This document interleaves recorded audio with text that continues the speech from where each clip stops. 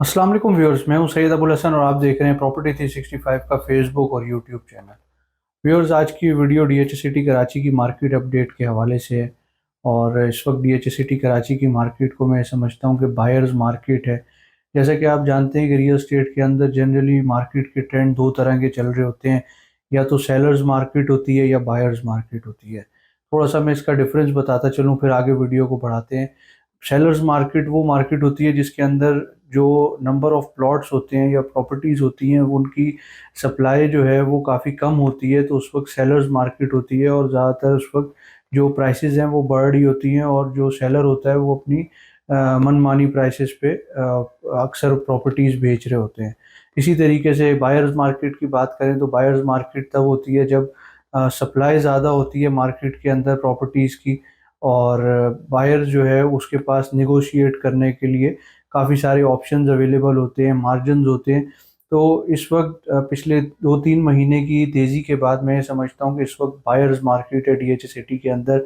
इस वक्त जो सप्लाई है वो नंबर ऑफ प्लॉट्स अवेलेबल है मार्केट के अंदर, और जिसकी वजह से बायर्स को बहुत अच्छा ऑप्शन मिल रहा है इस वक्त कि वो अपनी मर्ज़ी का प्लॉट पर देख के या प्रॉपर्टी देख के इस वक्त जो है वो परचेज़ कर सकते हैं। और ऑप्शंस काफ़ी सारे अवेलेबल हैं। तो अगर इस वक्त ये बात की जाए कि ये एक अपॉर्चुनिटी है उन लोगों के लिए जो इस वक्त डीएच सिटी के अंदर नई बाइंग करना चाह रहे हैं।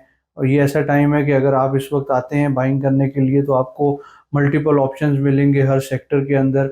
अगर हम 200, 300, 500 गज़ की बात करें तो आज से कुछ अर्सा पहले, अगर हम 1 महीना पहले देखें, 1.5 महीना पहले देखें, तो सेक्टर 4 के अंदर ऑप्शंस नहीं मिल रहे थे। सेक्टर 2 के अंदर ऑप्शंस काफ़ी ज़्यादा शॉर्ट थे।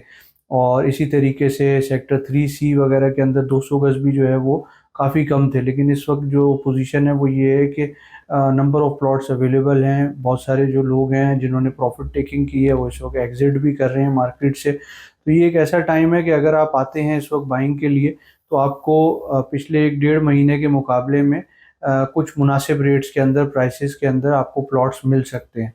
तो इस अपॉर्चुनिटी को आप ज़रूर अवेल करें।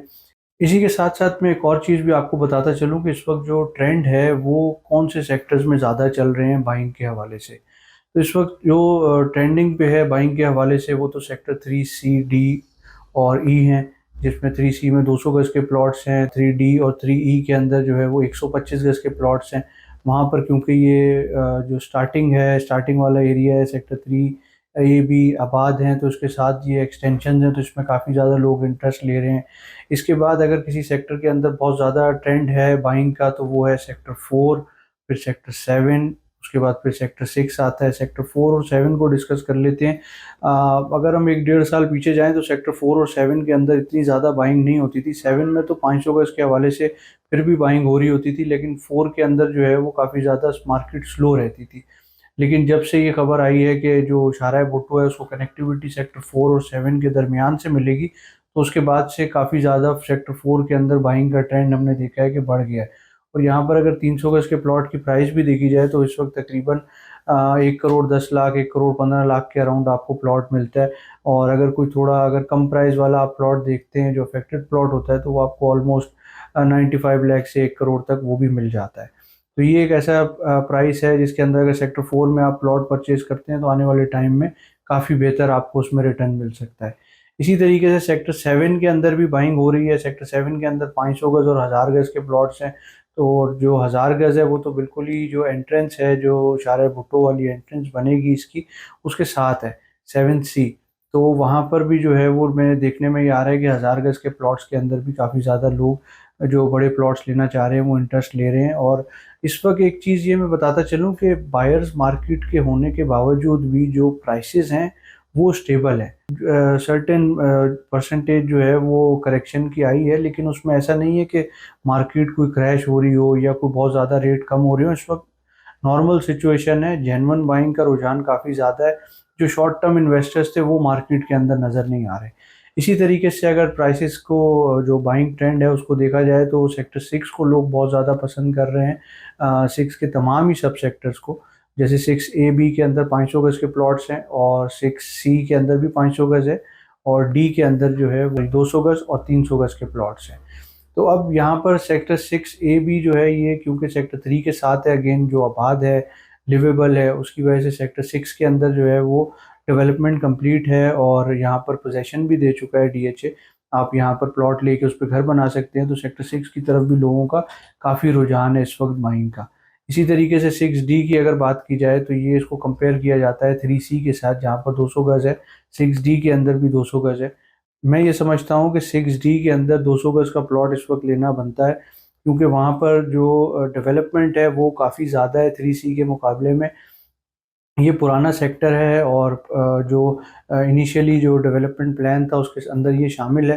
तो सेक्टर 6D के अंदर जो लोग बाइंग करते हैं, इसके साथ ही सेक्टर 9C के अंदर 200 गज को लेके उसमें काफ़ी बेनिफिट हो सकता है। और इसी तरीके से अगर पीछे के सेक्टर्स की बात की जाए, जैसे कि सेक्टर 15-16 है, तो वहाँ पर भी जो लोग लॉन्ग टर्म की इन्वेस्टमेंट करना चाह रहे हैं, स्पेशली जो चाहते हैं लोग कि गोल्फ कोर्स के करीब उनकी प्रॉपर्टी हो, तो वो लोग भी इस वक्त काफ़ी ज़्यादा वहाँ पर रुझान है बाइंग का।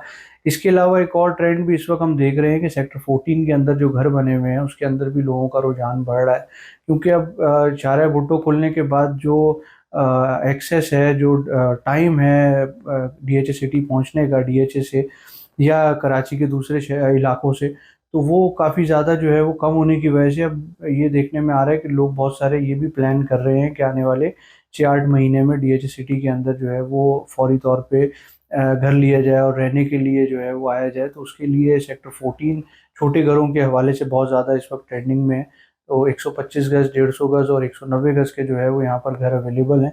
वो घर भी अगर आप परचेज़ करना चाहते हैं तो आप हमसे रब्ता कर सकते हैं। इसके अलावा अगर कोई भी आपकी क्वेरी हो डीएचए सिटी कराची के अंदर, मेरा नंबर स्क्रीन पे मौजूद है, आप मुझसे रब्ता कर सकते हैं। Thank you so much for watching the video. अल्लाह हाफ़िज़।